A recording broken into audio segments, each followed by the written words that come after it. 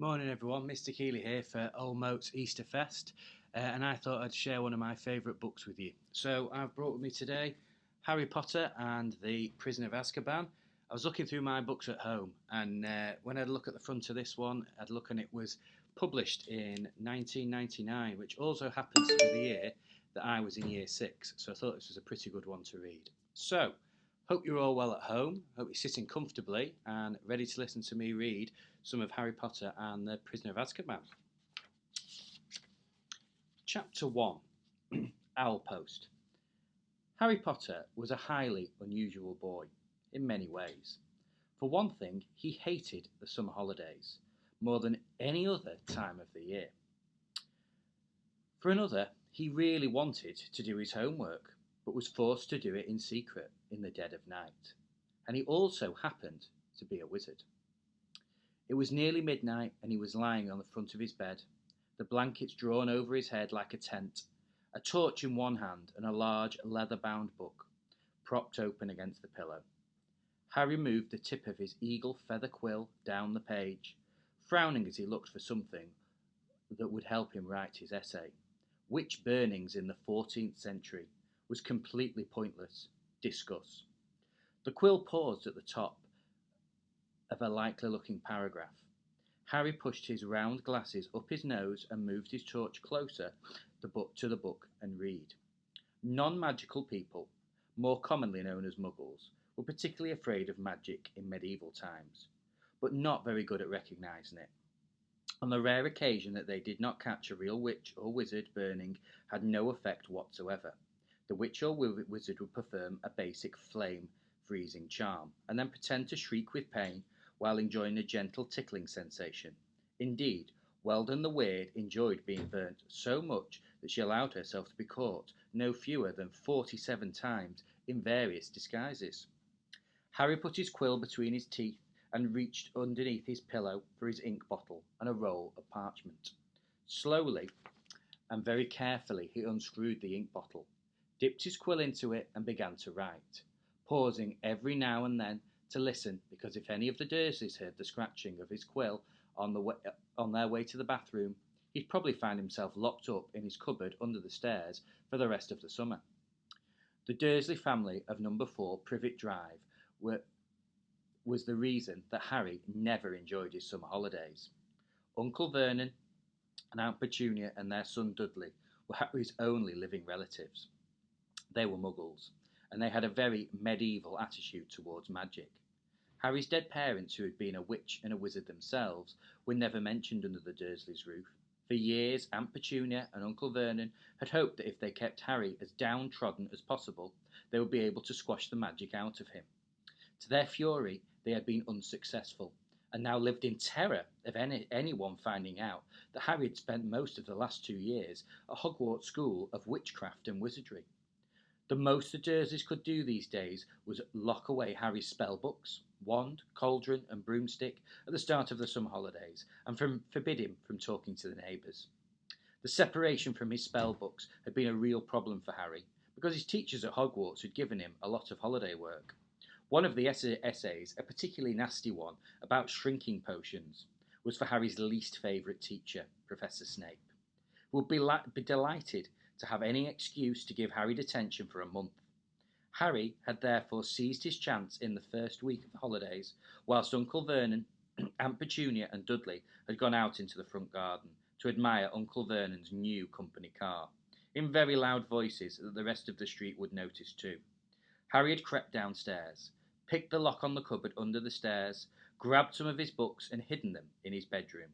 As long as he didn't have spots of ink on the sheets, the Dursleys never need to know that he was studying magic by night. Harry was keen to avoid trouble with his aunt and uncle at the moment, as they were already in a bad mood with him, all because he'd received a phone call from a fellow wizard 1 week into the school holidays.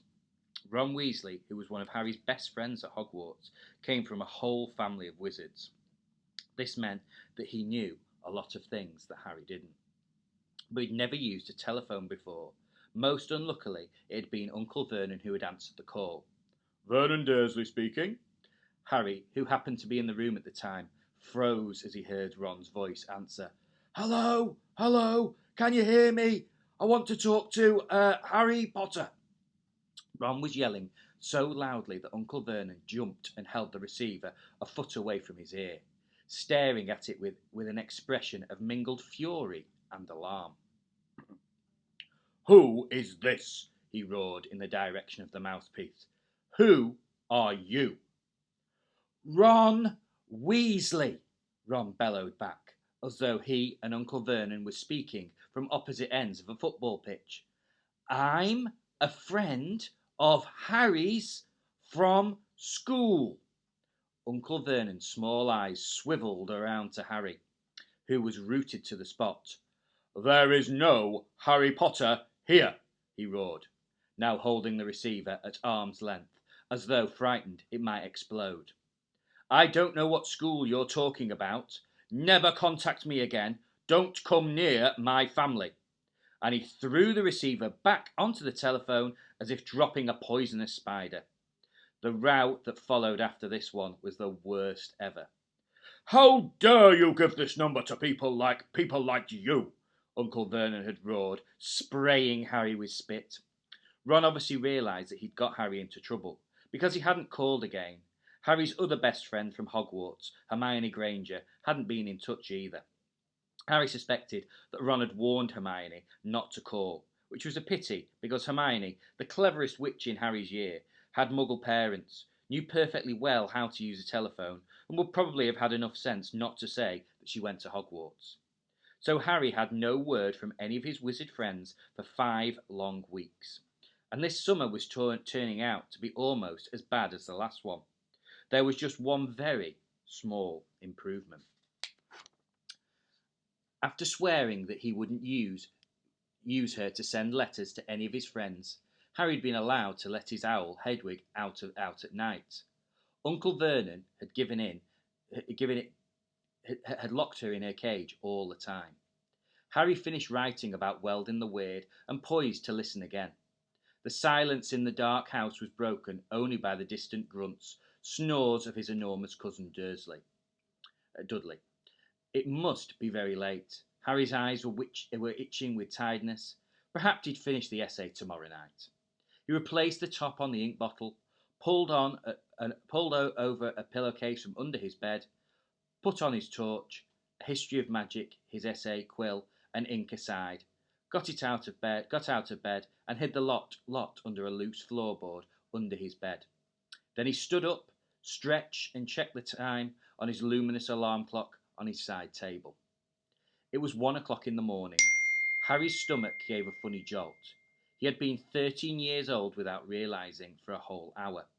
Yet another unusual thing about Harry was how little he looked forward to his birthdays. He had never received a birthday card in his life. The Dursleys had completely ignored his last 2 birthdays, and he had no reason to suppose they would remember this one. Harry walked across the dark room, past Hedwig's large empty cage, to the open window. He leaned on the sill, the cool night air pleasant on his face after a long time under the blankets. Hedwig had been absent for 2 nights now. Harry wasn't worried about her. She'd been gone this long before, but he hoped that she'd be back soon. She was the only living creature in the house who didn't flinch at the sight of him. Harry thought, still rather small and skinny for his age, had grown a few inches over the last year.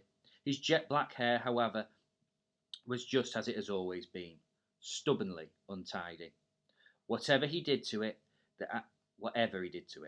the eyes behind his glasses were bright green, and on his forehead, clearly visible through his hair, was a thin scar shaped like a bolt of lightning. Of all the unusual things about Harry, his scar was the most extraordinary of all. It was not, as the Dursleys had pretended for 10 years, a souvenir of a car crash that had killed Harry's parents, because Lily and James Potter had not died in a car crash. They had been murdered by the most feared wizard for 100 years, Lord Voldemort. Harry had escaped from the same attack with nothing more than a scar on his forehead.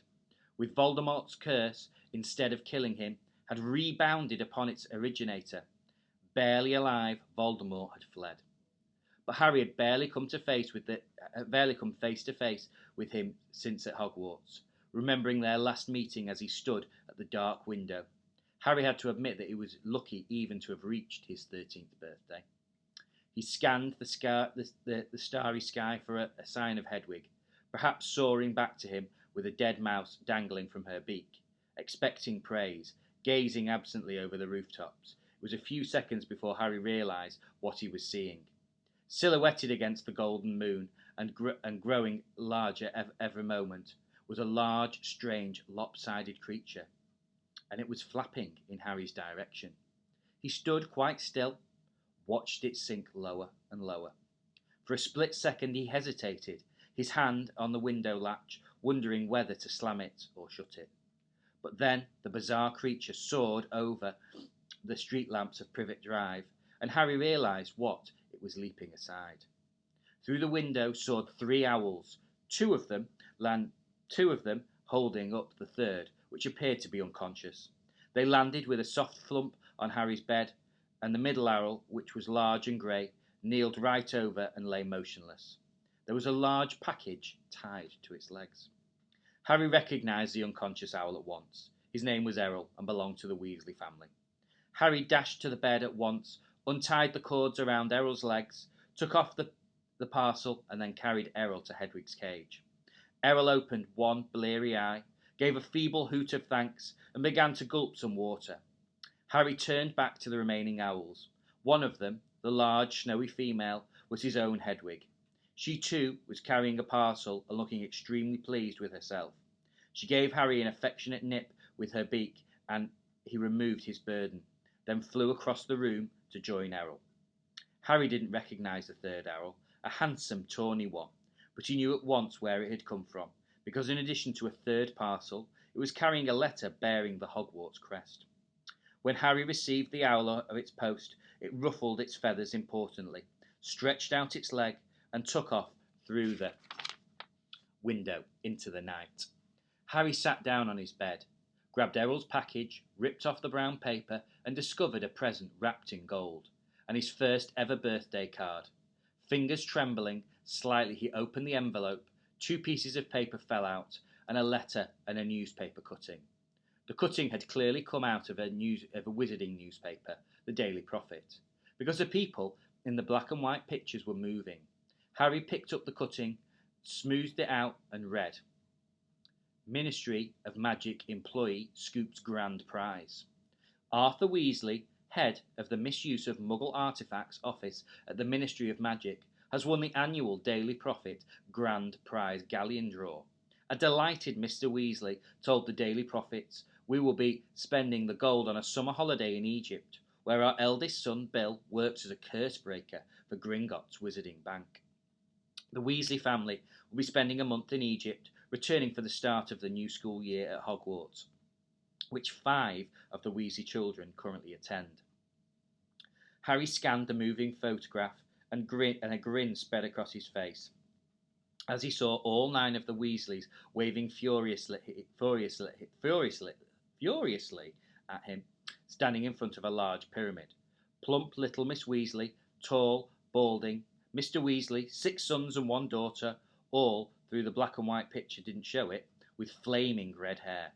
Right in the middle of the picture was Ron, tall and gangly, with his pet rat Scabbers on his shoulder, and his arm around his little sister Ginny. Harry couldn't think of anyone who deserved to win a large pile of gold more than the Weasleys, who were very nice but extremely poor. He picked up Ron's letter and unfolded it.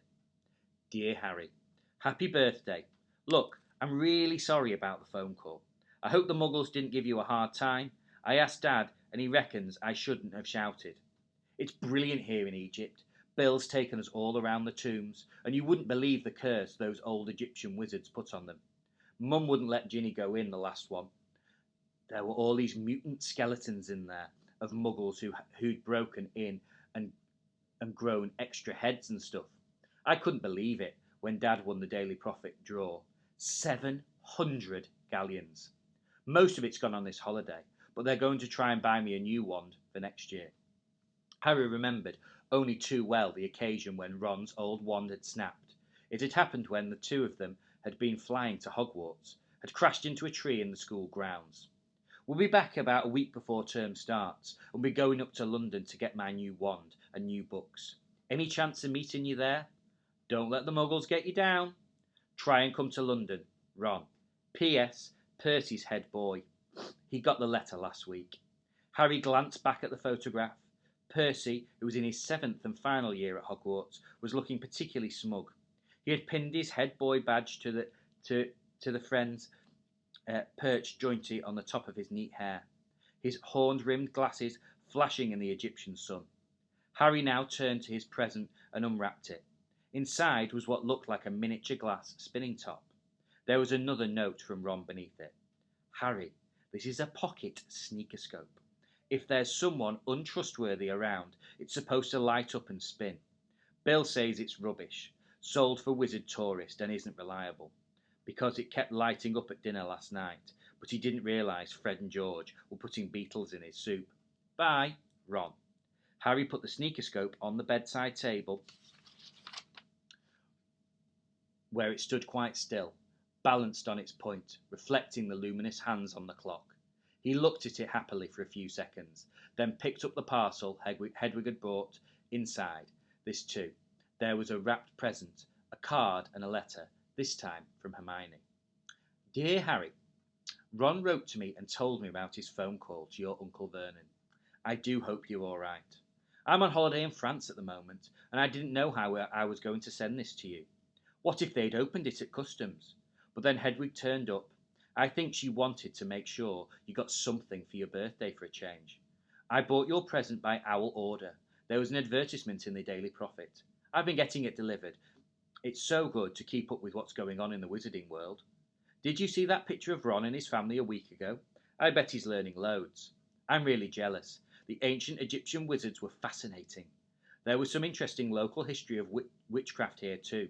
I've rewritten my whole history of magic essay to include some of the things I've found out. I hope it's not too long. It's 2 rolls of parchment more than Professor Binns asked for. Ron says he's going to be in London in the last week of the holidays. Can you make it? Will your aunt and uncle let you come? I really hope you can. If not, I'll see you at Hogwarts Express on September the 1st. Love from Hermione. P.S. Ron says Percy's head boy. I'll bet Percy's really pleased. Ron doesn't seem too happy about it. Harry laughed again as he put Hermione's letter aside and picked up his present. It was a very heavy. Knowing Hermione, he was sure it would be a large book full of very difficult spells. But it wasn't. His heart gave a huge bound, and he ripped open the paper and saw a sleek black leather case with silver words stamped across it. Broomstick Servicing Kit. Wow, Hermione. Harry whispered, unzipping the case to look inside. There was a large jar of Fleetwood high-finish handle polish, a pair of gleaming silver tail twig clippers, a tiny brass compass to clip to your broomstick for long journeys, and a handbook of do-it-yourself broom care. Apart from his friends, the things that Harry missed the most about Hogwarts was Quidditch, the most popular sport in the magical world. Highly dangerous, very exciting, and played on broomsticks. Harry happened to be a very good Quidditch player. He had been the youngest person in a century to be picked for one of the Hogwarts house teams. One of Harry's most prized possessions was his Nimbus 2000 racing broom. Harry put the leather case aside and picked up his last parcel. He recognised the untidy scrawl on the brown paper at once. This was from Hagrid, the Hogwarts gamekeeper. He tore off the top layer of paper and glimpsed something green and leathery, but before he could unwrap it properly, the parcel gave a strange quiver, and whatever was inside it snapped loudly, as though it had jaws. Harry froze. He knew that Hagrid would never send him anything dangerous on purpose. But then, Hagrid did not have a normal person's view of what was dangerous. Hagrid had been known to befriend giant spiders, buy vicious 3-headed dogs from men in pubs, and sneak illegal dragon eggs into the cabin. Harry poked the parcel nervously. It snapped loudly again. Harry reached for the lamp on his bedside table, gripped it firmly in one hand and raised it over his head, ready to strike. Then he seized the rest of the wrapping paper in his other hand and pulled. And out fell a book. Harry had just had time to register its hand over the green cover, emblazoned with a green title, The Monster Book of Monsters. Before it flipped over its edge and scuttled aside, always along the bed like a weird crab. "Oh," Harry muttered. The book toppled off the bed with a loud clunk and shuffled rapidly across the room. Harry followed it stealthily. The book was hiding in a dark space under the desk, praying that the Dursleys were fast asleep. Harry got down on his hands and knees and reached out. Ouch! The book snapped shut on his hand and then flapped past him, still scuttling on its covers. Harry scrambled around, threw himself forward and managed to flatten it. Uncle Vernon gave a loud, sleepy grunt in the room next door. Hedwig and Errol watched intently as Harry clamped the struggling book tightly in his arms, hurried it to his chest drawers and pulled out a belt, which he buckled tightly around it. The monster book shivered angrily, but he could no longer flap and snap, so Harry threw it down on the bed and reached for Hagrid's card. "Dear Harry, happy birthday. Think you might find this useful for next year. Won't say no more here. Tell you what, I see you. Hope the Muggles are treating you right. All the best, Hagrid." It struck Harry as ominous that Harry thought a biting book would come in useful. But he put up Hagrid's card next to Ron's and Hermione's, grinning more broadly than ever. Now there was only this letter from Hogwarts left. Noticing that it was rather thicker than usual, Harry slit open the envelope, pulled open the first page of parchment, and read, "Dear Mr. Potter, please note that the new school year will begin on September the 1st. The Hogwarts Express will leave the King's Cross Station platform 9 3/4 at 11 o'clock. Third years are permitted to visit the village of Hogsmeade at certain weekends. Please give the enclosed permission slip to your parent or guardian to sign. A list of books for next year is enclosed. Yours sincerely, Professor M. McGonagall, Deputy Headmistress." Harry pulled out the Hogsmeade permission form and looked at it, no longer grinning. It would be wonderful to visit Hogsmeade at weekends. He knew it was an entirely wizarding village, and he had never set foot there. But how on earth was he going to persuade Uncle Vernon and Aunt Petunia to sign the form? He looked over at his alarm clock. It was now 2 o'clock in the morning, deciding that he'd worry about the Hogsmeade form when he woke up. Harry got back into bed and reached up to cross another day on the chart he'd made for himself, counting down the days left until his return to Hogwarts. Then he took off his glasses and lay down, eyes open, facing his 3 birthday cards, extremely unusual. Although he was at this moment, Harry Potter felt just like everyone else, glad for the first time in his life that it was his birthday. Right. Thank you very much for listening, and take yourselves over to the blog because there's plenty more to see in Old Moats Easter Fest. Lovely to speak to you all. Bye.